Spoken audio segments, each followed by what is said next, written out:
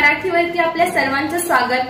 आपण पाहत आहात बिग टीव्ही मराठी। मी तृप्ती कदम। पाहूया आजच्या ठळक घडामोडी। स्टेशनला जाऊन तक्रार दाखल करावी लागत होती।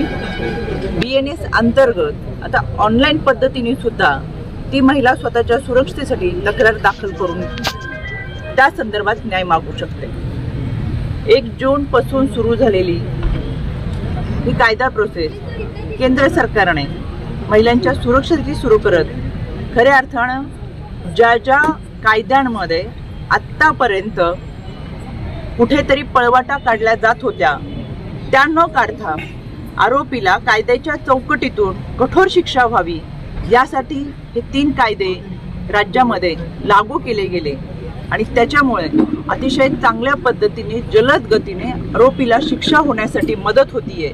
आणि म्हणून मला असं वाटतं कायदा आहे, सुव्यवस्था आहे, प्रशासन आहे, ते त्यांचं काम करते, पण या सगळ्या माध्यमातून समाजामध्ये आत्ताचे जे आरोपी आहे याला या अगोदरही 2016 मध्ये पोक्सो